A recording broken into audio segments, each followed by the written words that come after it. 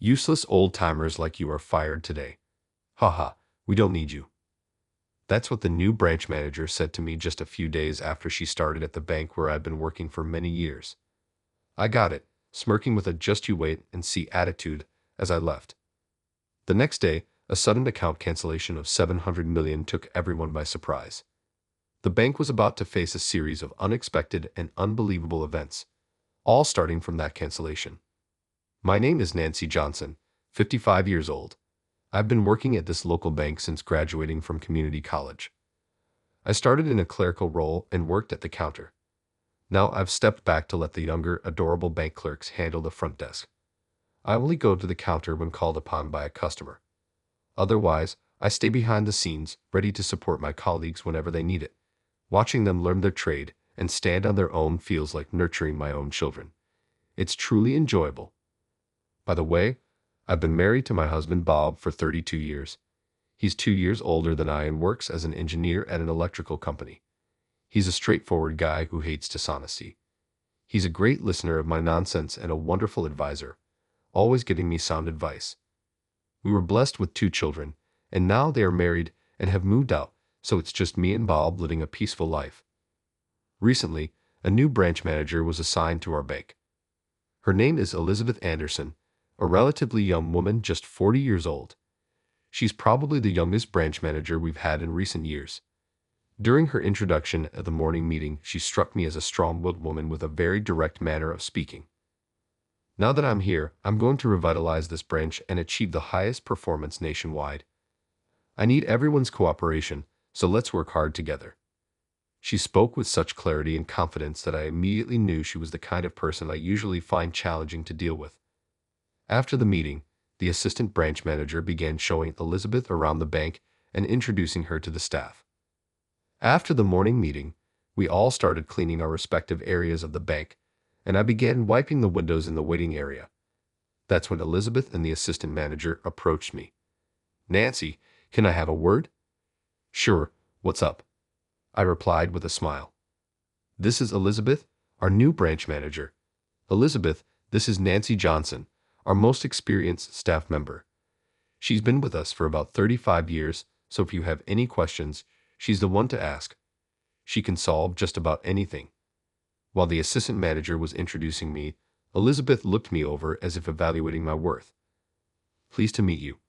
I might not be as impressive as the assistant manager claims, but I do my best every day," I said, feeling a bit nervous in front of the imposing Elizabeth. "Nice to meet you too. You seem to suit window cleaning quite well." "Excuse me." As I was stunned, she chuckled. "I thought you were the janitor for a moment.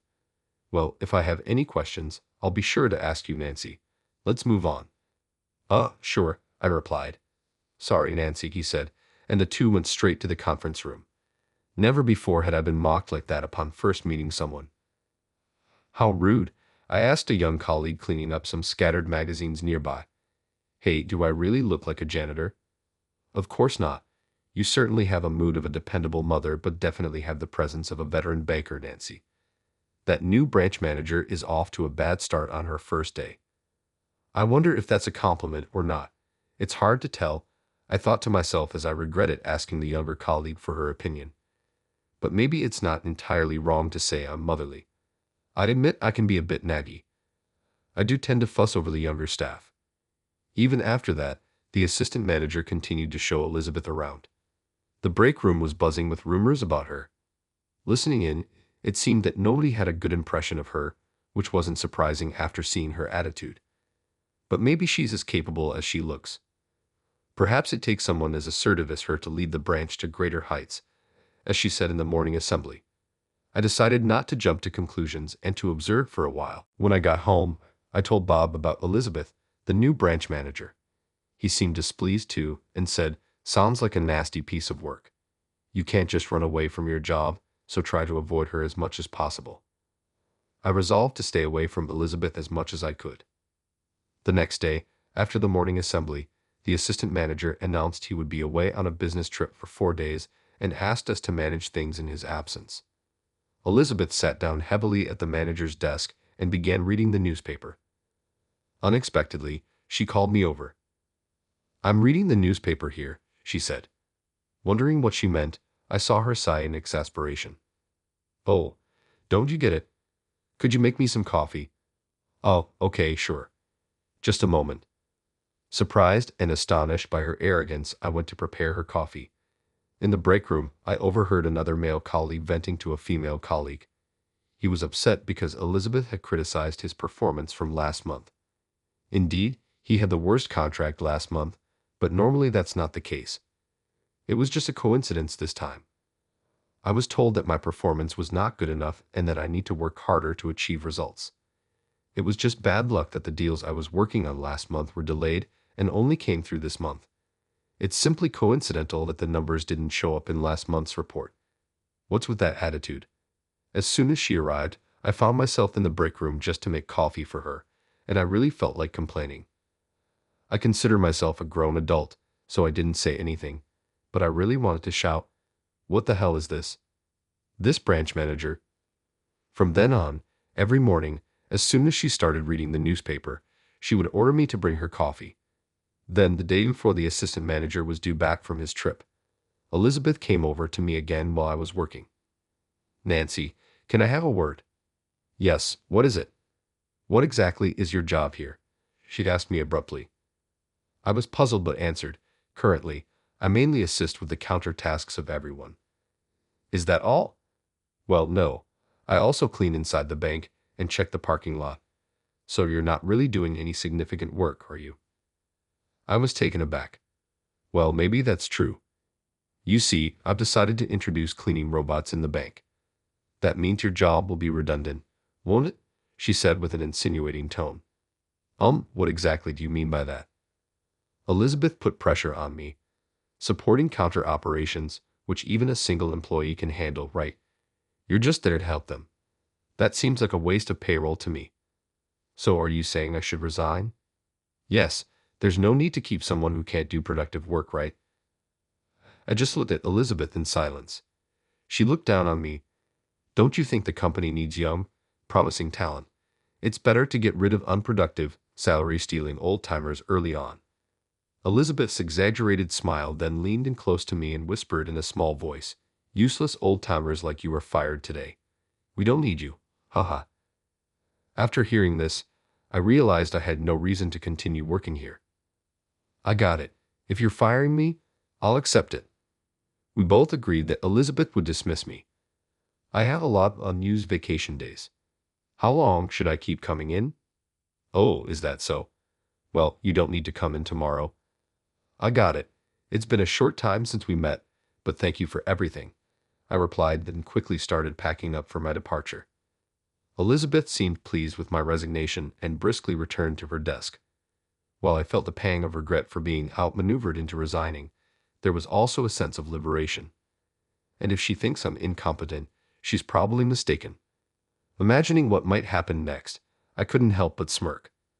"Nancy Smith is here to see you," a colleague at the reception called out to me. Having worked in customer service for over 30 years, I've naturally built close relationships with many clients. Smith, in particular, had been trusting me in using our bank for over 20 years.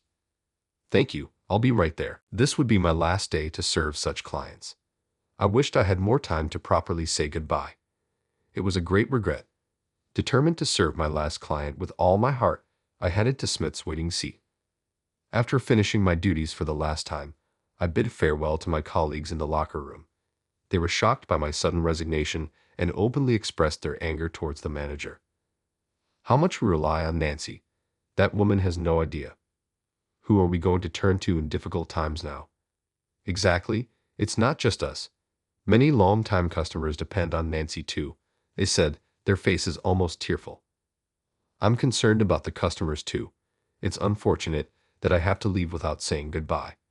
But if anyone asks for me, please explain it to them. Of course, we got it.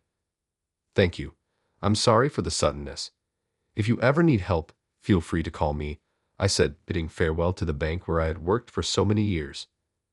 The next day, during lunchtime, I received a message on social media from one of the young bank clerks. While sipping tea at home, I read, "Smith came in this morning and canceled all his deposits. He said if Nancy isn't here, there's no reason to keep his money with us." Smith, The only customer I had the chance to say goodbye to when I told him about my resignation yesterday seemed deeply disappointed, which probably led to his decision. I felt terribly sorry, but it was out of my hands now. In my heart, I thanked Smith for trusting me so much and for his gesture. By the way, Smith is the president of a very famous local trading company and was one of my biggest clients. I remember hearing his total assets were nearly $1 billion. The amount he had deposited with us was about $700 million.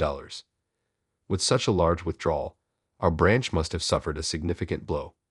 What? What do you mean? A customer who was with Nancy said.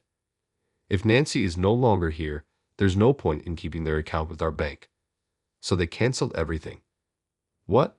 Really? Elizabeth was reportedly so surprised that she was speechless. I wish I could have seen her reaction with my own eyes. A week has passed since I left my job. During this time, I received several calls from my former colleagues informing me that many customers, just like Smith, were canceling their accounts upon learning of my departure. The staff knew that I hadn't left on my own accord but was forced out, so they were unable to persuade these customers to stay. Furthermore, the news of my departure spread from customer to customer, leading to dozens of inquiries each day at the branch. Following these inquiries, customers would come the next day to close their accounts. Elizabeth was reportedly pale with fear as the cancellations continued day after day. If this trend persisted, the survival of the branch itself was in jeopardy.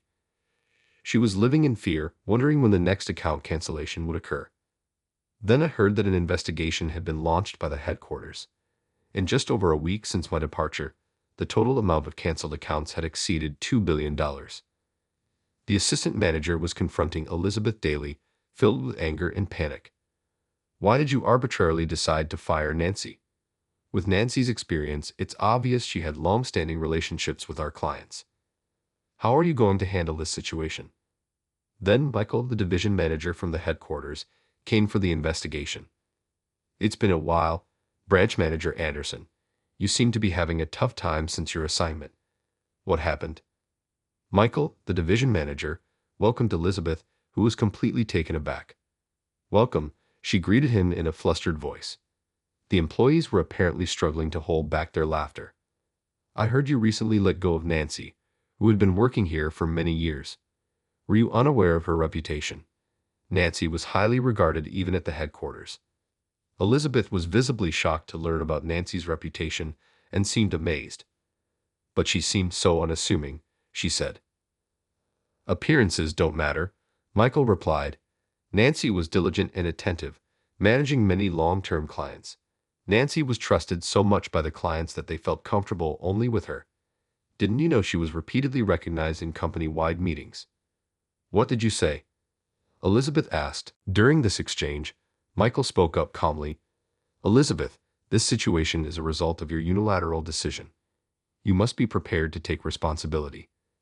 How could you not know that Nancy was just doing relaxed cleaning and occasionally helping others? Why didn't you inform me? Elizabeth tried to defend herself in panic, but the assistant manager retorted, Don't blame me. Judging Nancy as incompetent based on just a few days of observation is absurd. Plus, you fired her while I was away on business. If you had consulted me, I would have never allowed you to fire her. Elizabeth was left speechless and trembling. Michael continued, We will have a board meeting to discuss this matter. Also, we have reviewed your work history. You have increased contract numbers through forceful methods. There have been numerous complaints from both staff and customers at your previous branches, and all of them were related to your clients. Elizabeth looked at Michael with a tearful face, perturbed. He went on, Our bank's motto is sincerity to customers. Your approach would never earn their trust, and your failure to recognize a hardworking employee like Nancy shows you lack the ability to lead. Regardless of the outcome, Elizabeth, I don't see a bright future for you in this bank. After saying this, Michael left for the headquarters. Elizabeth collapsed on the spot, stunned and unable to move for a while, as reported by a colleague who witnessed the scene. During my time as a teller, I had actually been personally requested by many clients, including executives, CEOs, chairpersons, private investors, and owners of private businesses, mostly for substantial transactions. The amounts they deposited ranged from tens to hundreds of millions.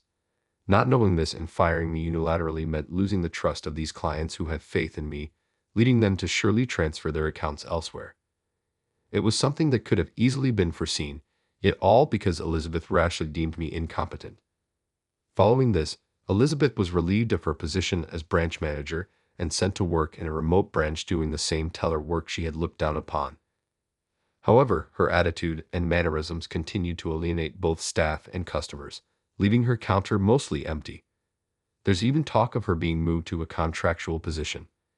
If she'd had changed her attitude after being transferred, things might have turned out differently, but it seems her pride didn't allow it. I deeply pity her for that. Later, Michael and the assistant manager visited my home to personally apologize. "We are truly sorry for what happened to a model employee like you, Nancy. Elizabeth's rudeness will be apologized for by me on her behalf. Nancy, would you consider coming back to work at our bank? Nancy, I'm also asking you. Please, I'm truly sorry for the unpleasant experience you had. It was my oversight, but our branch really needs you. Please, please come back." Both of them bowed deeply, pleading repeatedly for me to return to work. Their desperate demeanor led me to ask for some time to think it over. That night, after discussing it with Bob, he said, "If they went to that length to ask you and if you think it's right, then maybe you should go back." Given that the root cause, Elizabeth, was going to be dealt with, and they were so earnest in wanting me back, I saw no reason to refuse. The next day, I contacted the assistant manager and successfully returned to work. Upon my return, I reached out to the customers who had canceled their accounts, and fortunately, most of them came back. The assistant manager was overjoyed that both the customers and I had returned. It was a rare sight to see a grown man cry and bow in gratitude, something you wouldn't see anywhere else. I heard that our branch was at risk of being absorbed, but this issue was resolved thanks to the return of the customers. With Elizabeth transferred, the assistant manager was promoted to branch manager. He might be a bit timid, but I think he's a good boss. He pays attention to those around him. Since he relies on me, I have to work hard to meet his expectations. This incident has made us both realize how important mutual trust is, and today I am working to my best at the bank, supporting my colleagues and each other.